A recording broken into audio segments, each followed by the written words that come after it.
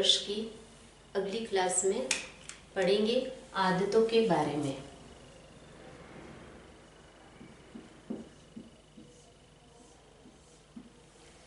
आदतों से आप अच्छी तरह वाकिफ है कि आदतें किसे कहा जाता है। हर मनुष्य में अच्छी या बुरी आदतों की आदत लत लगी हुई होती है। जैसे कि आदतें वह कहलाती है किसी भी कार्य को अनंत रूप से करना या अपने डेली रूटीन में उन कार्यों को करते रहना, वह कहलाती है। धीरे धीरे वह आदतें बन जाती है। आदतें चरित्र चेतन जो होती है, चेतन से जो बनती है उनको आदतें, यानी कि आदतों का निर्माण हमारे चैतन्य से या चरित्र से बनता है। आदतें हमारे अंदर कई प्रकार की होती है। कुछ अच्छी आदतें होती है, कुछ बुरी आदतें होती है।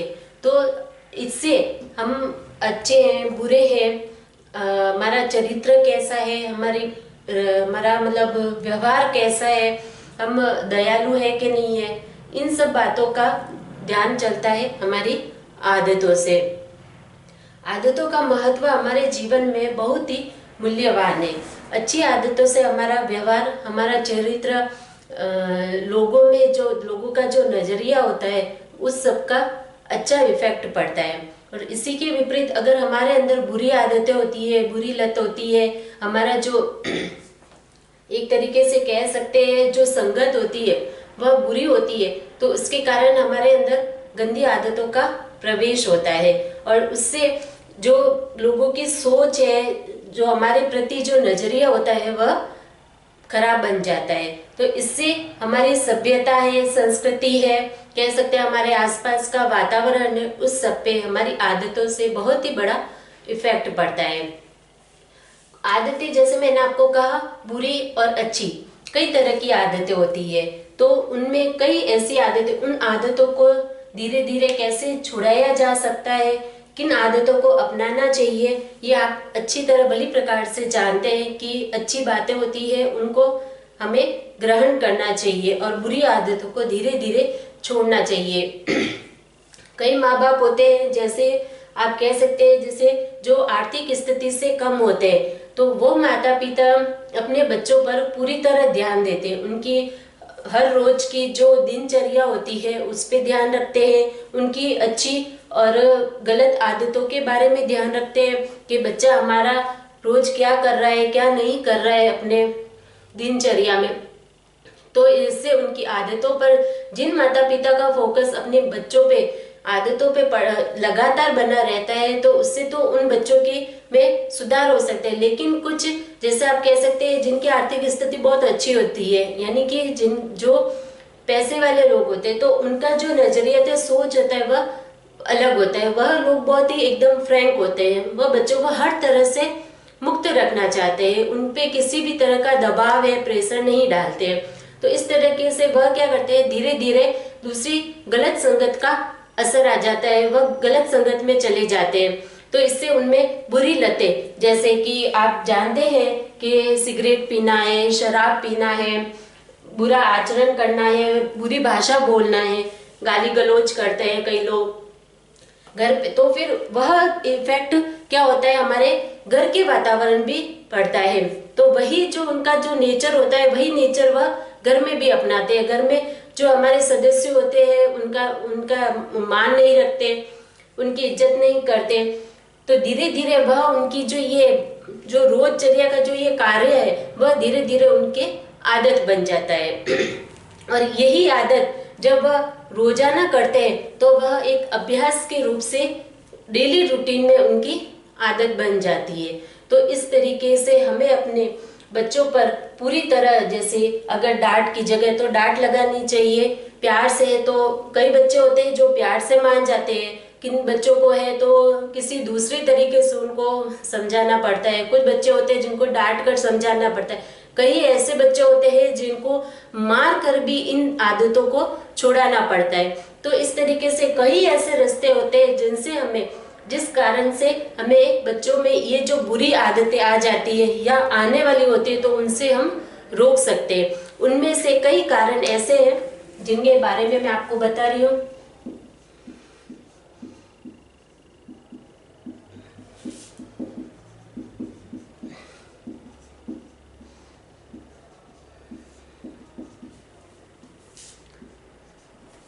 बुरी आदतों को छुड़ाने के कई कारण हैं, जिसमें कि सबसे पहले आता है आत्म सुझाव विधि, या हम कह सकते हैं आत्मविश्वास, जिसे कहा जाता है आत्मविश्वास। यानी कि बच्चों में जो बुरी आदतें लग जाती है, ठीक है, उन आदतों को छुड़ाने के लिए हमें बच्चों में आत्मविश्वास दिलाना चाहिए। कई बच्चे माता पिता होते हैं कि बच्चों आदतें लग रही है तो उनको डांट के वगैरह ऐसे ही छुड़ा लेते हैं, लेकिन कुछ बच्चे ऐसे होते हैं जिनमें उनको अपने अंदर ही आत्मविश्वास दिलाने पर वह कई बार होता है कि बुरी आदतों को त्याग देते हैं। जैसे कि हम बच्चों को ये कह सकते हैं, नहीं तुम ये काम कर सकते हो, अगर तुम ये कोशिश करोगे तो तुम ये आदत छोड़ सकते हो। जैसे कोई सिगरेट पीना के बुरी आदत की, कोई बुरा दोस्त बना हुआ है तो हमको उससे अपने बच्चों को कैसे दूर रखना है, तो उसके लिए उसको आत्मविश्वास दिलाना बहुत ही जरूरी होता है कि मैं बेटा तुम्हारे साथ हूँ, तुम इस चीज को छोड़ दो, तुम जैसा कहोगे मैं वैसा करूंगा।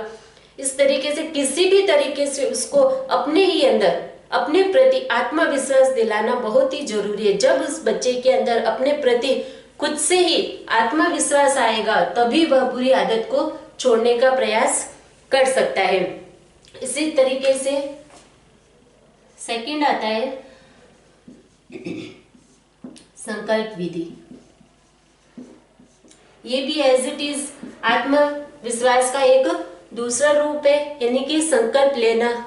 जैसे कि आप कहते हैं प्रॉमिस, किसी भी तरीके से हम बच्चों से यह प्रॉमिस ले सकते हैं कि बेटा आप आगे भविष्य में या आगे किसी भी तरह से अपनी बुरी आदतों को छोड़ने का प्रॉमिस करो मुझे, किसी अपनी कसम डाल के है कि या वह खुद आगे से चलकर हमें उससे इस तरीके से आत्मविश्वास दिला सकते हैं या उसको इस तरीके से उकसा सकते हैं कि वह संकल्प यानी कि कसम लेने के तैयार हो जाए, कि शपथ लेने के तैयार हो जाए कि मैं इस बुरी आदत को छोड़ने का पूरी तरह प्रयास करूंगा। तो इस तरीके से संकल्प विधि द्वारा भी हम उसकी आदत छुड़ा सकते हैं। फिर आता है ठीक अभ्यास विधि। ठीक अभ्यास विधि का तात्पर्य यह है कि किसी भी आदत को छुड़ाने के लिए अच्छी तरह अभ्यास करना, यानी कि उस आदत को छुड़ाने के लिए हम जहां तक कोशिश कर सके उसको अच्छे रास्ते पे लाने की आदत, मतलब जैसे बुरी आदत लगी हुई है तो उसको अच्छी अच्छी बातें कहें, किसी अच्छे तरीके से उसको उस आदत से दूर रखने की कोशिश करें। तो इस तरीके से ठीक अभ्यास करके, यानी कि उसको जहां तक हो यह कोशिश करें कि उसको अच्छे से उस बुरी आदतों से हम दूर रख सके, तो वह कहलाती है ठीक अभ्यास विधि। इसके बाद आता है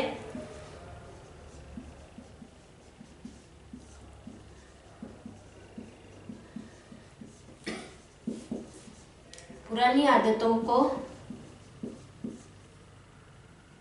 छोड़ो।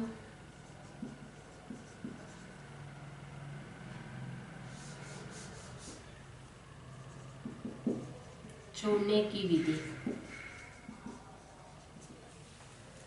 पुरानी आदतों को छोड़ने की विधि, यानी कि इसमें यह है कि जो पुरानी जो आदत है जो गंदी है उसको पूरी तरह हम उसको छोड़ाने की अच्छे से कोशिश करें। उन आदतों पर जो पुरानी उसमें आदतें हैं उन पे हम अच्छे से ध्यान दें।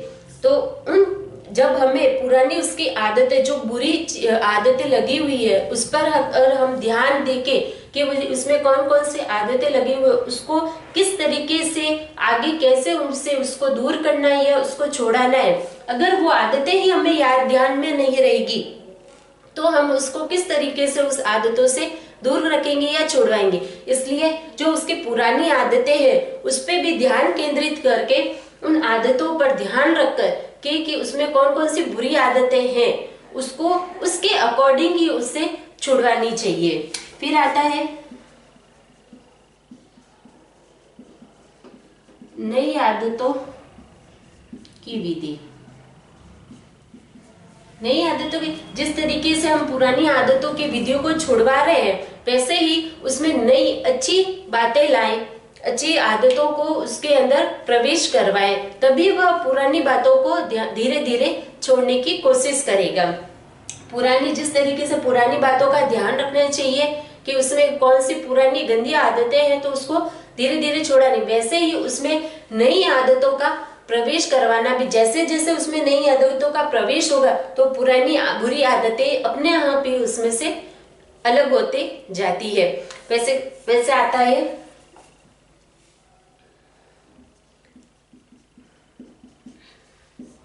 संगति में परिवर्तन।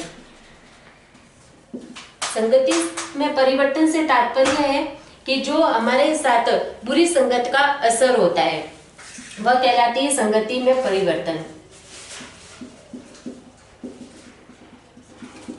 बुरी अगर हमारी संगत है तो उसमें परिवर्तन करना चाहिए। जो हमारे बुरे मित्र हैं, बुरे साथी है, तो उससे जो बुरी आदतें हमारे अंदर आ रही है तो उन साथियों से, उन लोगों से हमें अपने बच्चों को किस तरीके से दूर रखना है, वह सारे आता है संगति में परिवर्तन। यानी कि जो उसकी संगति है उसको किस तरीके से बदला जा सके, ये इस विचार पर हमें सोचना बहुत ही जरूरी होता है। तो संगत का जो असर होता है वह बच्चे पर सीधा और बहुत ही जल्दी असर होता है। जैसे कि घर में कभी होते माता पिता जो नहीं कहते हैं वह कार्य वह बच्चे नहीं करते, लेकिन जो उनके मित्र होते हैं उनके कहने पर वह कार्य आसानी से वह कर लेते हैं, चाहे वह काम गलत हो या सही, लेकिन अपने दोस्तों की बात वह जल्दी से मान लेते हैं। तो इसी तरीके से अपने बच्चों को हमेशा कोशिश करनी चाहिए कि उनका जो संगत है वह अच्छे बच्चों के साथ हो रही है या बुरे बच्चों के साथ, उस पर ध्यान देना बहुत ही जरूरी होता है। तो इस तरीके से संगति में परिवर्तन लाकर भी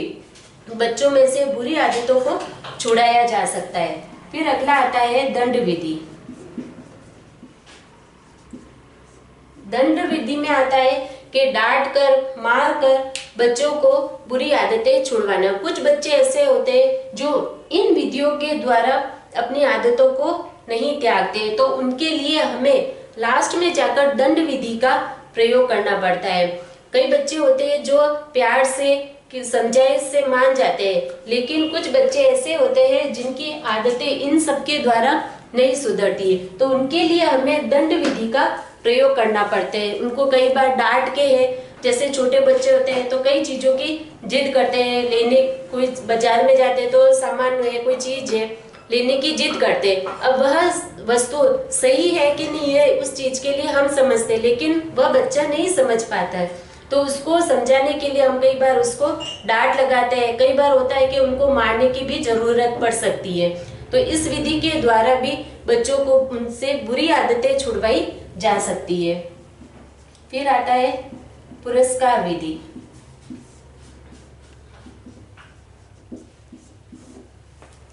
पुरस्कार विधि है कि कई बच्चों को पुरस्कृत अगर कर दिया जाए, यानी कि उनकी तारीफ है कि उनको किसी तरीके से पुरस्कार देकर हम उनकी बुरी आदतों को छुड़वा सकते हैं। जैसे कि बच्चा है कि बुरी आदत में पड़ गया है तो उसको सही रास्ते पे लाने के लिए, जैसे कि मैंने आपको बताया था, ठीक अभ्यास करके तो या आत्मविश्वास दिलाकर, तो उसी तरीके से है पुरस्कार विधि। तो आत्मविश्वास दिला के है कि उसको अच्छे से कुछ समझा के है कि पुरस्कार देके कि भाई हाँ, अगर तुमने ये अच्छा कार्य किया तो तुमको पुरस्कृत किया जाएगा। तो इसी तरीके से उसको समाज की में है कि घर में है उसकी तारीफ करके या उसको कुछ किसी भी तरीके से उसको पुरस्कृत करके भी उसको बुरी आदतों से छुड़वाया जा सकता है।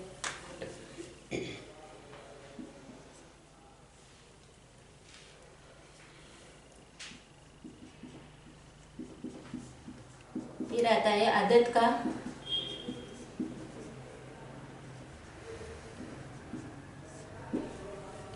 आदत का धीरे धीरे जाना या कह सकते हैं त्याग करना।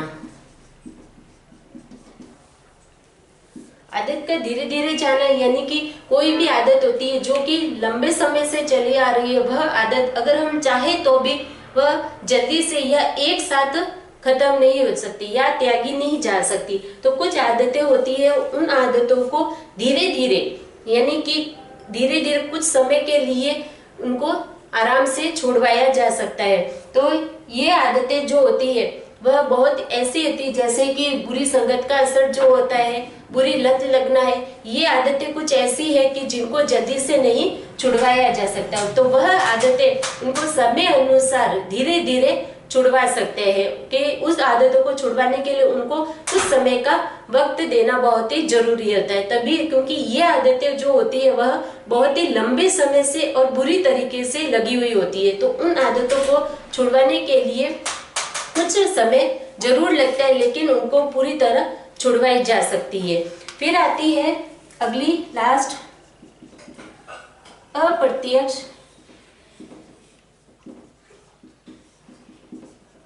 आलोचना विधि। अप्रत्यक्ष आलोचना विधि से है कि जिसको प्रत्यक्ष रूप से न कहते, उनको इनडायरेक्टली अप्रत्यक्ष रूप से करके हमें उस विधि के द्वारा बच्चों की बुरी आदतों को छुड़वाना चाहिए। जैसे कि आप कह सकते हैं कि जैसे छोटे बच्चे होते हैं तो उनमें कई बार अंगूठा चूसने की होती है, नाखून चबाने की आदत होती है, पेन को मुंह में डालने की आदत होती है। ये आदतें ऐसी होती है जिनको अप्रत्यक्ष आलोचना विधि के द्वारा सुधारा जा सकता है, ताकि उनको एकदम ये इन आदतों की लत उनको धीरे धीरे मिटती है। तो उनको इस तरीके से उनको प्रत्यक्ष रूप से उसमें मार के डांट के इन आदतों से, इन विधियों के द्वारा ये आदत नहीं छुड़वाई जा सकती। इनको अप्रत्यक्ष रूप से ही इन आदतों को छुड़वाया जाता है। जैसे कि कोई बच्चे होते हैं जो लंबे समय तक बोतल से दूध पीने की आदत होती है, तो उनको कई बार उनको डरा कर या किसी भी अप्रत्यक्ष रूप से किसी भी तरीके से हम उसको उस बोतल के द्वारा ऐसा डर डाल देते हैं, या जैसे अंगूठे चूसने की आदत होती है तो उनको ऐसी कई बार ऐसी बातें कह देते हैं कि जिसके कारण उनके अंदर डर पैदा हो सकता है। तो ये जो डर हम डालते हैं वह होती है अप्रत्यक्ष आलोचना विधि। तो उनमें डर डालकर उस आदतों से उनको दूर किया जा सकता है। तो इस तरीके से आत्मविश्वास विधि, संकल्प विधि, ठीक अभ्यास विधि, पुरानी आदतों को छोड़ने या कह सकते हैं त्यागने की विधि, नई आदतों की लाने की विधि, संगति में परिवर्तन, दंड विधि, पुरस्कार विधि, आदतों का धीरे धीरे त्याग करना, अप्रत्यक्ष आलोचना विधि। इन विधियों के द्वारा बुरी जो आदतें हमारे अंदर आती है उनको हम त्याग सकते हैं, यानी कि किसी भी रूप से बच्चों को उनकी बुरी आदतों से दूर किया जा सकता है। तो ये जो आदतें होती है, चाहे बुरी हो या अच्छी, वह प्रत्यक्ष रूप से हमारे जीवन पर बहुत ही गहरा असर डालती है। इससे हमारे चरित्र के बारे में, भाषा के बारे में, हमारे व्यवहार के बारे में, हमारे आचरण के बारे में, इन सारी ये जो आदतें होती है उनका सीधा और बहुत ही गहरा प्रभाव पड़ता है। और हमारे जीवन में, आगे जीवन के विकास में भी ये जो बुरी आदतें हैं बहुत ही बुरी तरह उनका इफेक्ट पड़ता है और ये हमारे विकास को रोक सकती है। इसलिए जहां तक हो हमें बुरी आदतों से दूर रहना चाहिए और अपने बच्चों में भी ऐसी शिक्षा देनी चाहिए ताकि वह इन बुरी आदतों से बहुत ही जहां तक हो सके कोशिश करें कि इन बुरी आदतों से दूर रहे। आज की क्लास के लिए यहाँ तक आपका एक यूनिट पूरा हो जाता है आदतों को लेकर। इससे आगे हम अगली क्लास में आपको सेकंड यूनिट के बारे में अगली क्लास में बताएंगे। धन्यवाद।